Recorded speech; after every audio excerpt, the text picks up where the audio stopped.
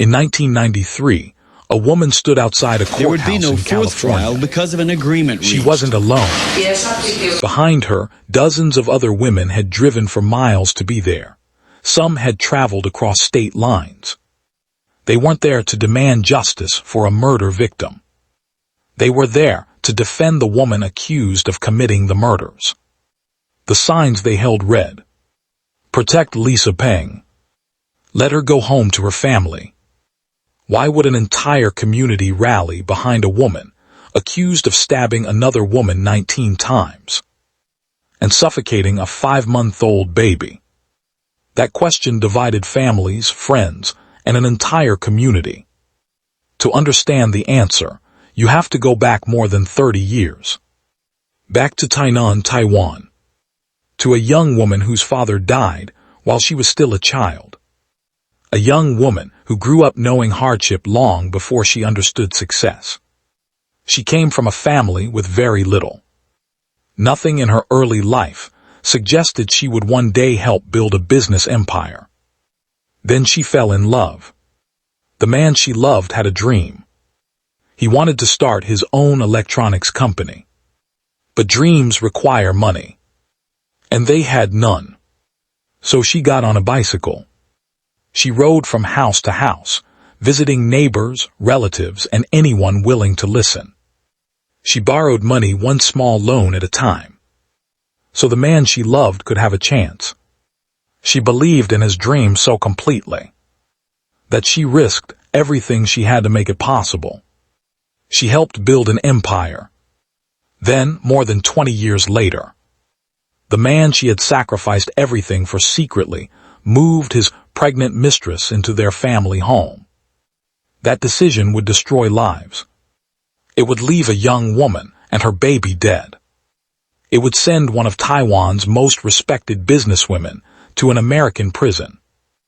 And it would create one of the most controversial murder cases the Chinese-American community has ever witnessed. This is the story of Lisa Peng. Taiwan sits on Taiwan's southwestern coast.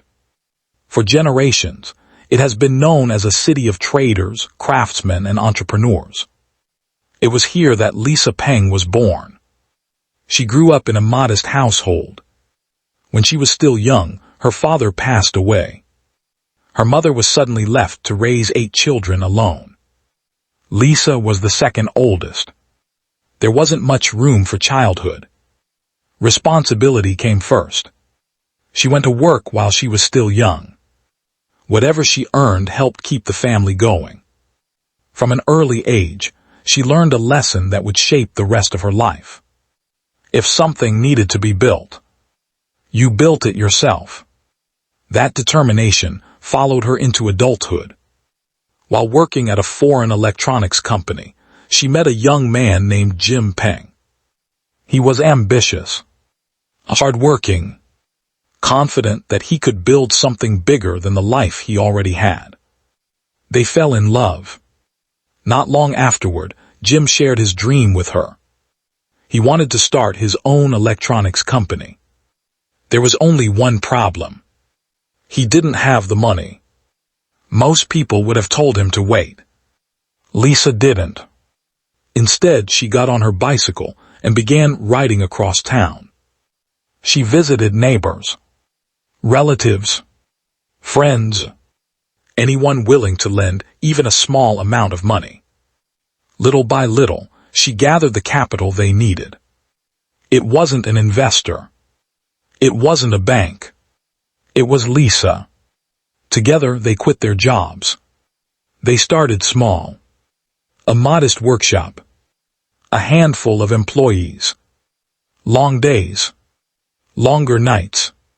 But the timing couldn't have been better. Taiwan's electronics industry was exploding. As demand grew, so did their company. The workshop became a factory. The factory became an international business. Soon they had branches in Singapore, Shanghai, Xiamen, Shenzhen, Qingdao, and San Diego. The company was generating between $40 and $50 million in annual revenue.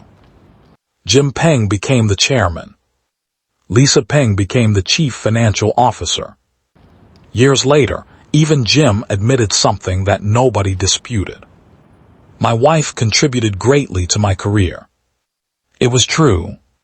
Without Lisa, there may never have been a company to begin with. For more than 20 years, they appeared to have the perfect partnership. Successful business. Successful marriage. No public scandals. No rumors of affairs. Lisa trusted her husband completely. Then, in August 1990, Jim returned home from a business trip to Qingdao, China. As Lisa helped unpack his suitcase, she noticed something that didn't belong. A woman's t-shirt, small enough that it clearly wasn't his. There was lipstick on the collar. It was only one shirt. But sometimes, an entire life begins to unravel with something that small. The t-shirt was far too small to belong to Jim Peng. Lisa held it up. Then she asked the obvious question. If this isn't yours, why is it in your suitcase? She pointed to the lipstick stain on the collar. Jim didn't hesitate.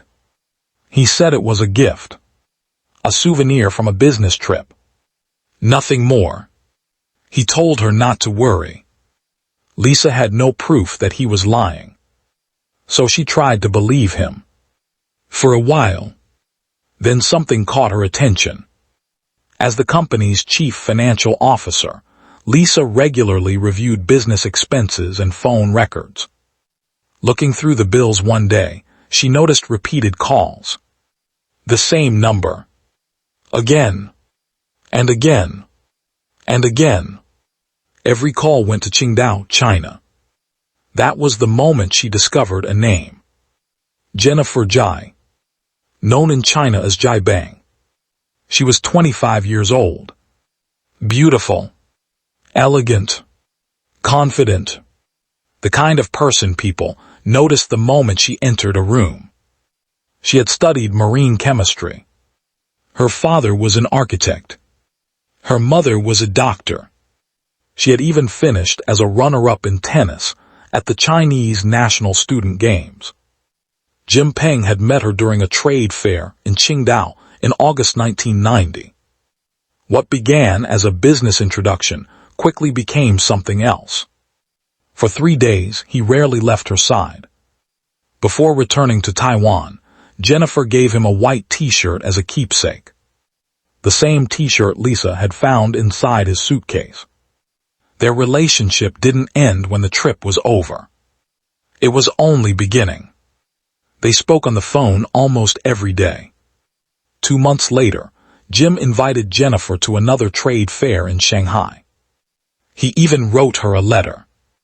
Your youth and energy are unforgettable to me. Every night, I dream of us meeting again. Inside the envelope, he included $300 and 2 designer dresses. Before long, they became lovers. In January 1991, Jennifer left Qingdao and moved to Shanghai. Jim arranged a position for her as an assistant in one of his own companies. Months later, he sent her to San Diego to study finance and marketing. Then, in 1992, he opened a new company branch in Qingdao and placed Jennifer in charge as general manager. Think about that for a moment. The company Jennifer was climbing through was the very company Lisa had helped create. The business she had financed. The business she had spent decades building beside her husband. Then everything changed. In August 1992, Jennifer discovered she was pregnant. Jim moved immediately. He arranged a visa for her to travel to the United States. He rented a luxury apartment in Mission Viejo, California, one of the wealthiest communities in America. It was where she would give birth. On March 16, 1993, Jennifer gave birth to a baby boy. She named him Kevin. Lisa Peng still knew nothing. Not about the pregnancy. Not about the child. not about the second family her husband had quietly built. Lisa Peng met Jennifer Jai 3 times before Jennifer died. Each meeting left more damage than the one before it. The first happened in Shanghai. It was April 1991. Lisa had already learned about the affair. She flew to China, then went directly to the hotel where Jim and Jennifer were staying. The 3 of them sat together. No recording exists of what was said inside that room. But whatever happened, it settled nothing. The affair continued. The second confrontation was even more painful. This time, it happened inside Lisa's own home. Jim had arranged for Jennifer to study in San Diego. While she was there, she stayed in the Peng family mansion. One day, Lisa called home from Taiwan. Jennifer answered the phone. Lisa said nothing. She hung up, booked the next available flight, and flew to California. When she walked into her own bedroom, she saw Jennifer's clothes hanging inside her closet. The closet she shared with her husband. Lisa snapped. She took every piece of Jennifer's clothing and slashed it. Every single item. Then something happened that many people who followed this case never forgot. In front of Jennifer, Jim Peng slapped his wife, the woman who had borrowed money on a bicycle to finance his dream, the woman who had helped build his company, the mother of his 2 sons. He humiliated her. Inside her own home, most people would have walked away forever. Lisa didn't. She still hoped she could save her marriage. The third meeting took place in Qingdao. Even after everything that had happened, Jim promoted Jennifer again. He placed her in charge of the Qingdao branch. Lisa flew there herself. She confronted Jennifer face to face. She pleaded with her to leave Jim alone. Then she returned to Taiwan. Alone. Weeks passed. Then, in July 1993, Lisa noticed another unfamiliar number on the phone bill. This time, it was a California number. She called it. Jennifer answered. She sounded happy. She told Lisa she was living somewhere beautiful. A comfortable apartment. A swimming pool. A wonderful life. What she never mentioned was that a 5-month-old baby was sleeping inside that apartment.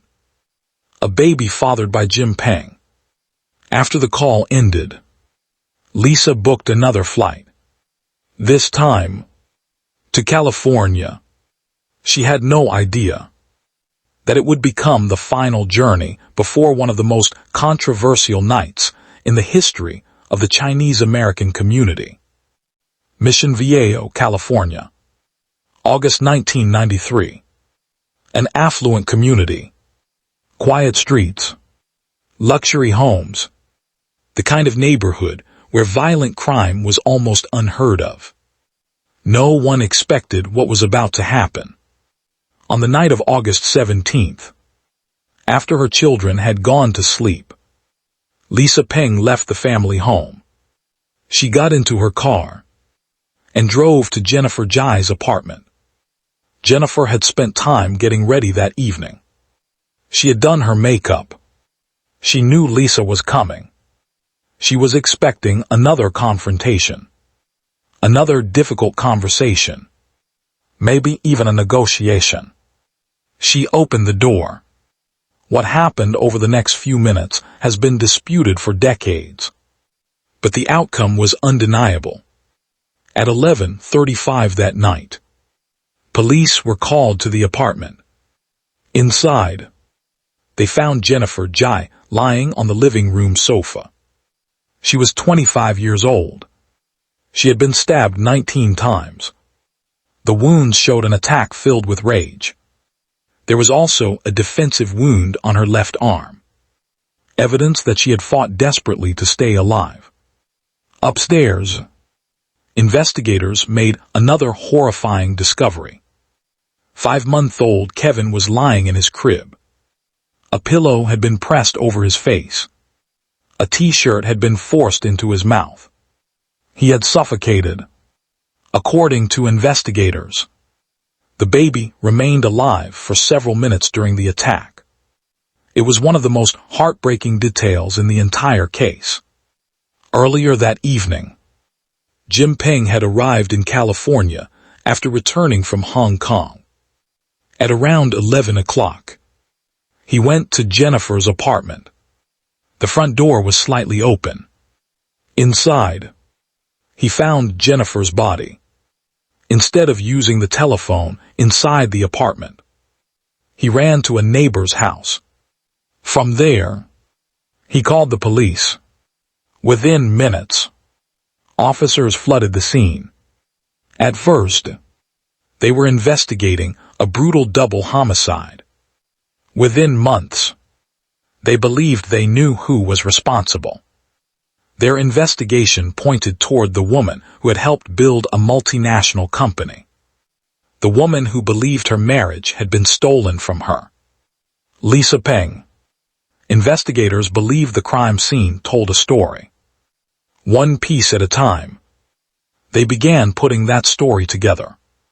Several items immediately stood out. A single brown hair was recovered from the bedroom. Jennifer's hair was black. The hair appeared to belong to someone else. Near the bedroom door, investigators found a shirt button. It belonged to neither Jennifer nor her baby. A kitchen knife was recovered beneath the living room sofa. Police believed it was the murder weapon. Near the apartment entrance, they found a small bloodstain.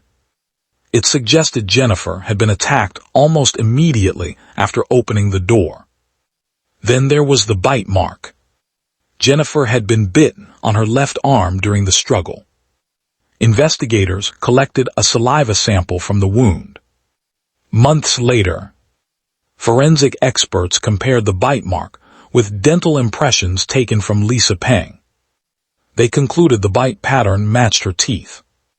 The saliva sample also matched Lisa's DNA. To investigators, that was the breakthrough. But there was one problem.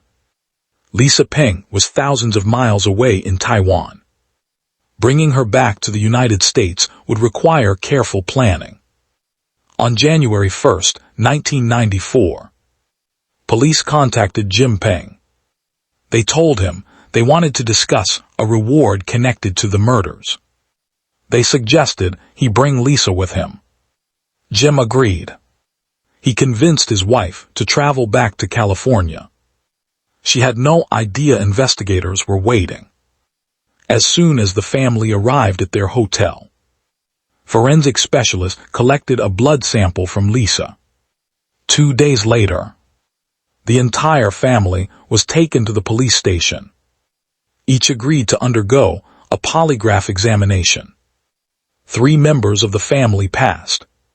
Lisa did not. She failed multiple times. Investigators separated her from the others. During questioning, she denied knowing where Jennifer had been living. She denied knowing what had happened. Then detectives did something unexpected. They left Lisa and Jim alone together. The room was being secretly recorded. The couple spoke in Chinese. The detectives couldn't understand the conversation at the time. But later, translators reviewed every word. Lisa never confessed to murder. She did admit that she had gone to Jennifer's apartment. She admitted there had been a physical struggle. According to her account, Jennifer had accidentally fallen onto a knife during the confrontation. Investigators didn't believe that explanation. On the evening of January 8, 1994, Lisa Peng was arrested. The woman who had spent decades helping build a business empire was now facing charges of first-degree murder. And before long, Her trial would divide an entire community. The trial began on May 24, 1995. From the beginning, it was clear this would be about far more than a murder case. It became a debate about betrayal, marriage, justice, and how far heartbreak can push a person. Jim Peng hired one of America's most respected criminal defense attorneys, Marshall Shulman. He was 67 years old, a veteran courtroom lawyer with decades of experience defending high-profile cases. Outside the courthouse, a different battle was taking place. The Chinese-American community was deeply divided. On one side, people believed the case was simple. Jennifer Jai and her 5-month-old son had been murdered. Whatever mistakes Jennifer had made in her personal life, nothing justified what happened to her or her child. They wanted accountability. They submitted petitions asking the court to uphold the law. But across the street, another group gathered, mostly women. Some had driven for hours just to be there. The signs they carried read, "Protect Lisa Peng. Let her go home to her family." To many of them, Lisa wasn't simply a murder defendant. She was a woman who had sacrificed everything for her husband.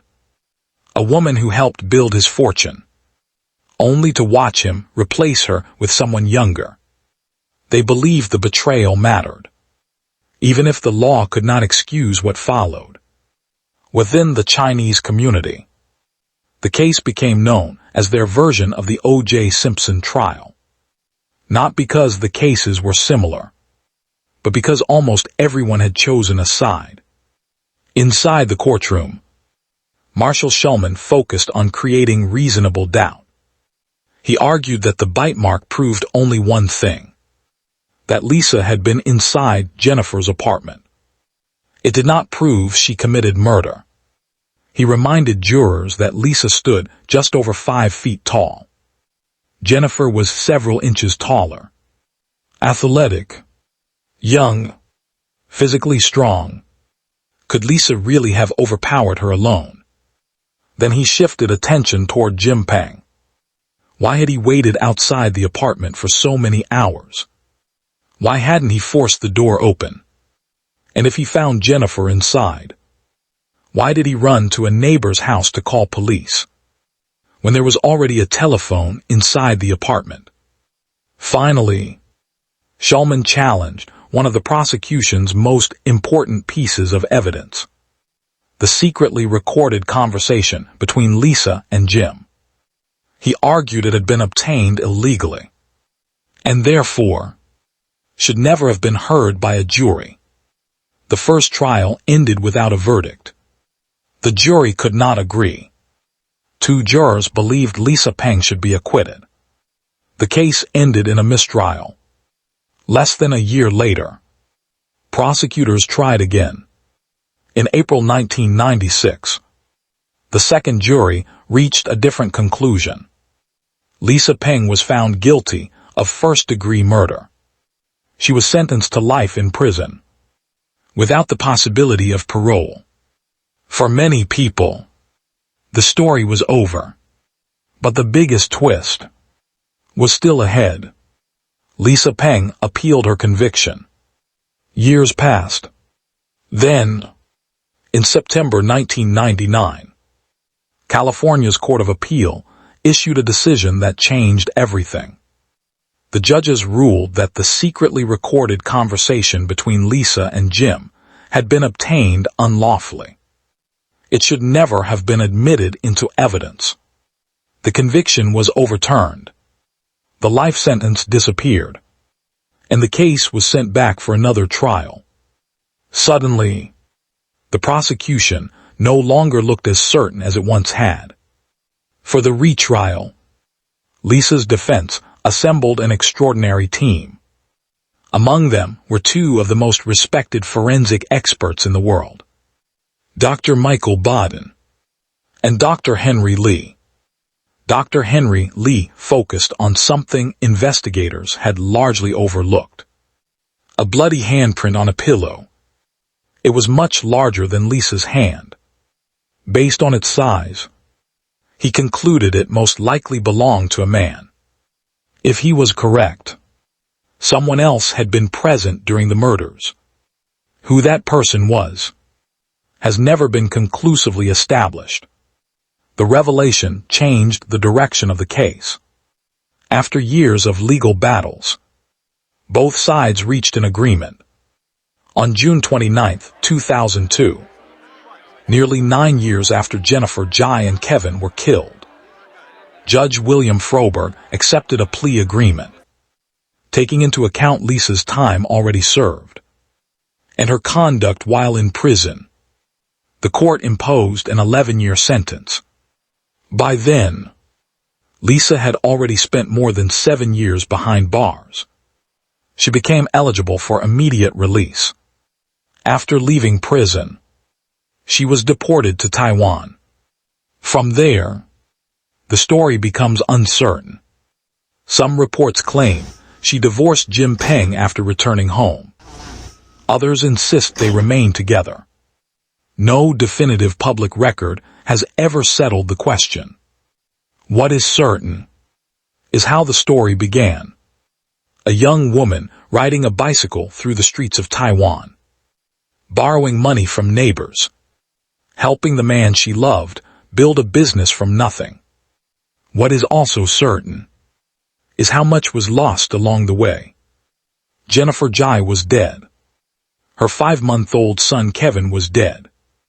Lisa Peng had spent years in prison. And Jim Peng, the man at the center of all 3 lives, never spent a single day behind bars. The protests outside the courthouse ended long ago. The headlines faded, but the question that divided an entire community has never truly gone away. Where does betrayal end and justice begin?